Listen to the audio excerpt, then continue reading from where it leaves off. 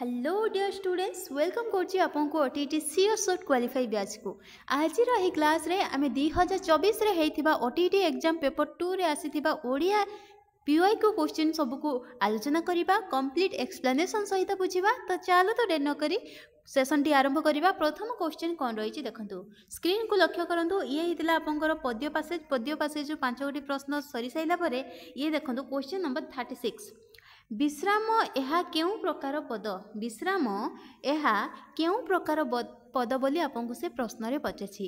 विश्राम एक सर्वनाम, विश्राम एक विशेषण, विश्राम एक विशेष्य, विश्राम एक क्रिया। आपणक मन रे कोन आसुछि? विश्राम सर्वनाम हबो। सर्वनाम कहले तो आमे जानचे जे विशेष्य पद बदल रे बसे, तो विश्राम गोटे सर्वनाम केबे हबनी।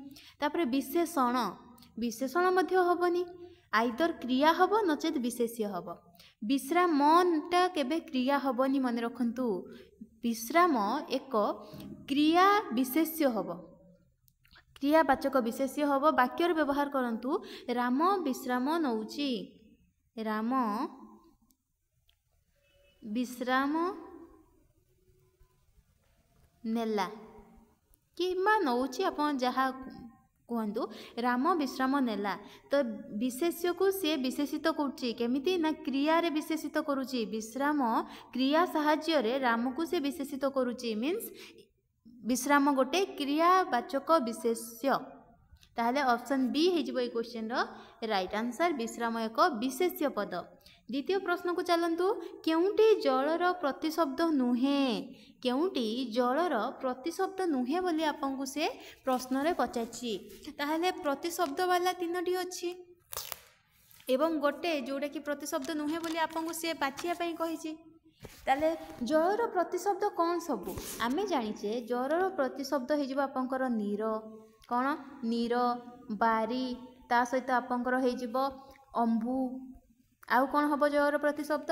पयह, ये मध्य आपंकर जयर प्रतिशब्द हो जिवो। तय मध्य आपंकर जयर प्रतिशब्द हो जिवो। ता सहित उदक मध्य आपंकर हो जिवो जयर प्रतिशब्द। शरीर मध्य आपंकर हो जिवो जयर प्रतिशब्द। किंतु एठी नोटिस करंतु, मु जेतिकी जयर प्रतिशब्द कहली ए समस्त आपंक ऑप्शन रे अछि। तय जयर प्रतिशब्द, उदक मध्य जयर प्रतिशब्द, अंबु मध्य जयर प्रतिशब्द। किंतु मु जो सलिल कहली, ए देखंतु सलिल एटा केबे भी आपंकर जयर प्रतिशब्द हबनी। को सलिलटा हबो ना ए देखंतु स ल रे हर्षईकार एवं ल, एटा होची जयर प्रतिशब्द।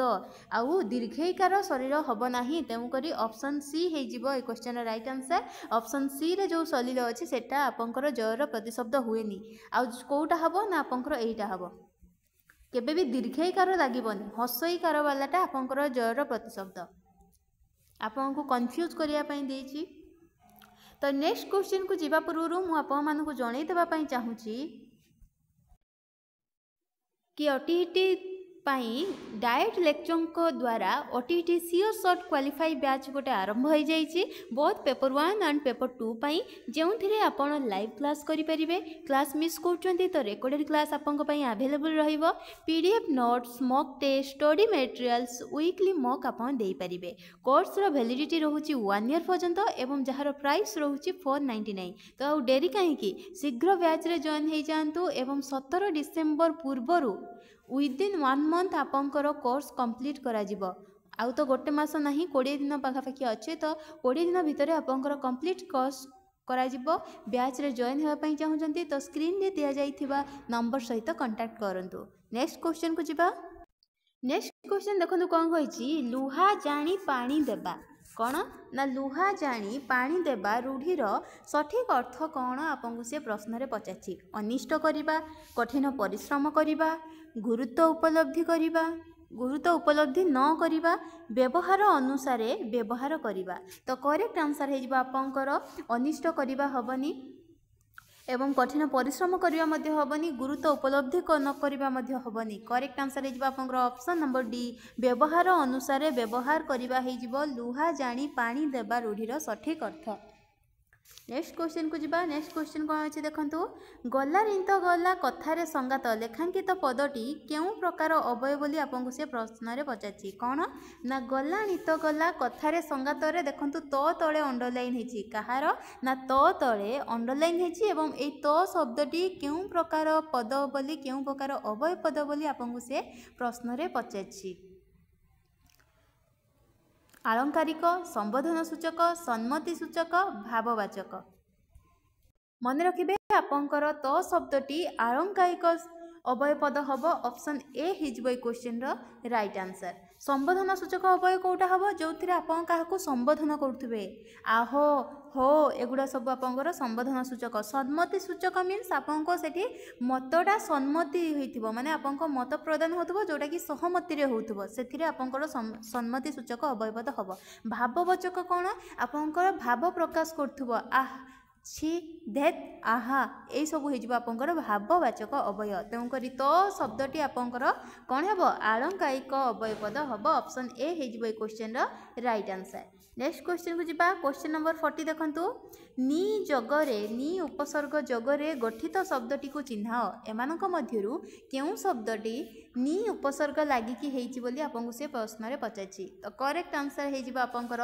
निग्रह नी एटा को जदि आपन शब्दर जदि गठन करिवे ताहले आपनकर केमथि हबो ना नी उपसर्ग ता सहित ग्रह ग्रह ह रे अंत आसीबो एवं शेष रे ओ लागिबो जार अर्थ है पीड़न यही निग्रह जो शब्द अच्छी तार अर्थ हो पीड़न जो नी उपसर्ग लगी ऑप्शन बी हो question right answer next question को जिबा अस्तव्यस्त करि पकाइबा अस्तव्यस्त करि पकाइबा अर्थ प्रकाश करुवा सठिक रूढ़ी को आमको बाछिबार अच्छी मन घर धरिबा घर बुड़ी पानी आंठुए ठेकिए पानी पियाइबा तीन पांजिरु जिबा तीन पांजिरु जिबा हबनी मन घर झरिया मध्य हबनी घर बुड़ी पानी आंठुए मध्य हबनी ताले करेक्ट आंसर हे जिवो ठेकिए पानी पियाइबा रूढ़ीर सठिक अर्थ हे जिवो अस्तव्यस्त करि पकाइबा ऑप्शन सी हे जिवो question right answer next question को जिबा क्वेश्चन नंबर 40 देखंतु केउटी राधानाथंक रचित खंडकाव्य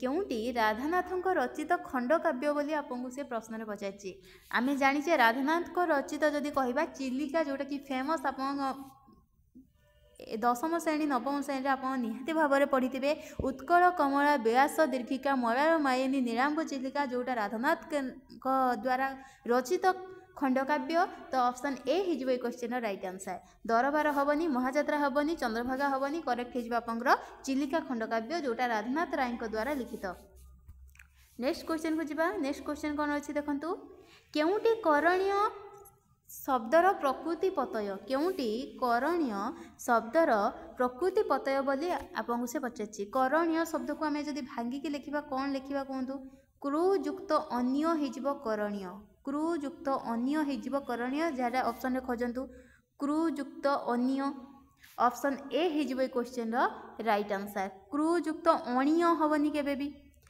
कर युक्त अणीय मध्य हबनी करण युक्त इय मध्य हबनी राइट आंसर हो क्रुयुक्त अन्य करणीय नेक्स्ट क्वेश्चन देखो क्वेश्चन नंबर 44 केउ शब्दटी तद्धित प्रत्यय अजगरे गठित होई नाही मन रखिबे केउ शब्दटी से पचाछि तद्धित प्रत्यय रे अजग गठित होई नाही केउ शब्द रे क्वेश्चन को बुझंतु तापर कहंतु गौरव गौरव रे देखंतु आपनकर गुरुयुक्त अ गौरव एथिरे जग होईची वैष्णव विष्णुयुक्त अ वैष्णव एथिरे मध्ये जग होईची अन्नयुक्त ब आसीबा आपनकर अन्नव किंतु आर्जव शब्द रे अ प्रत्यय जग होई नाही काहेकि ना आपन तद्धित प्रत्यय को केते बेले कहितांदी तद्धित प्रत्यय सेते बेले जेते बेले आपनकर शब्द सहित प्रत्यय जग होई थाए एठी विष्णुयुक्त अ वैष्णव एठी गौरयुक्त ब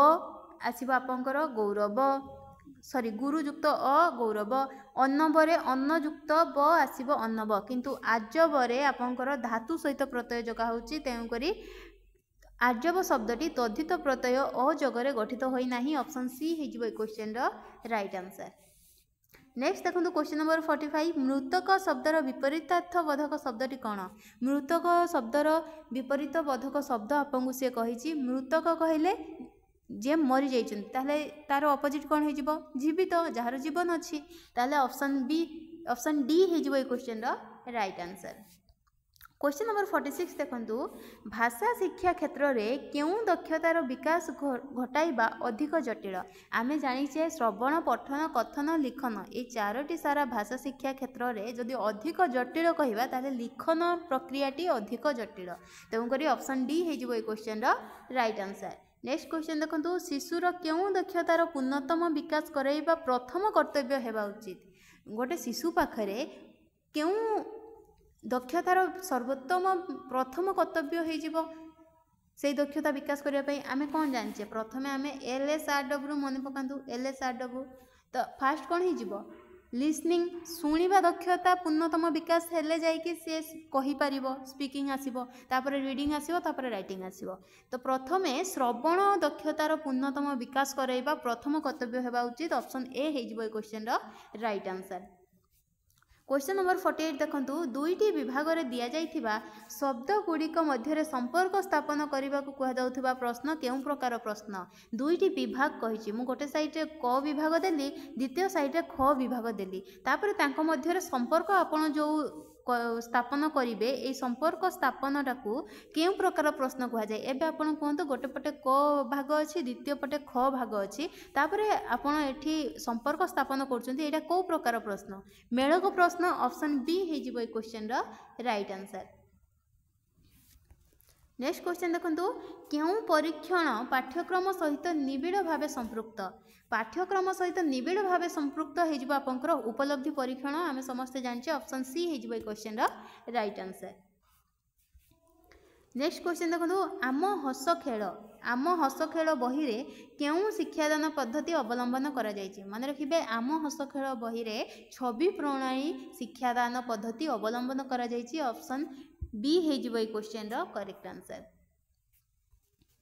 क्वेश्चन नंबर 51 केउंटी पद्य शिक्षादान उद्देश्य नुहे। आम जाने पद्य शिक्षादान कौन सृजन शक्तिर विकास हम कल्पना शक्तिर विकास हम आनंद उपभोग हम किंतु जुक्ति शक्ति को शाणित कराइबा केबे भी पद्य शिक्षादान उद्देश्य नुहे तेणुकरी ऑप्शन ए हो question correct answer. Question number 52 देखंतु तात्विक पठनर मूल लक्ष्य कौन। तात्विक पठनर मूल लक्ष्य कौन बोली आपको से प्रश्न रे पचाइछि। मन रखिबे आमे दुईटा पठन जानिछु गोटे होउछि व्यापक पठन गोटे होउछि तात्विक पठन। तो तात्विक पठन आपंकर बोध ज्ञान हासिल करने करा जाय थाए तार मूल लक्ष्य होउछि बोध ज्ञान हासिल ऑप्शन बी हो क्वेश्चन राइट आंसर। जदि कही था व्यापक पठनर मूल लक्ष्य कौन ताहले आपंकर कौन होता आनंद उपभोग होता जेहेतु तात्विक पठनर मूल लक्ष्य पचारछि तेणुकरी बोध ज्ञान हासिल करबा हो राइट आंसर।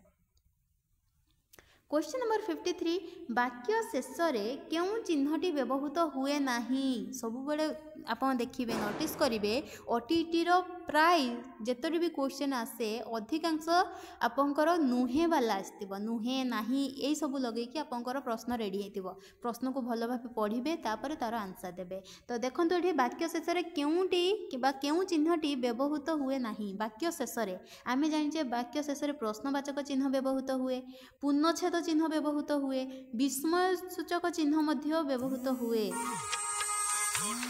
किंतु आपंकर हाइपेन चिन्हटी व्यवहृत हुए नहीं वाक्य शेष में वाक्य मझिरे हाइपेन व्यवहृत हुए ऑप्शन डी हो क्वेश्चन राइट आंसर बुझीला।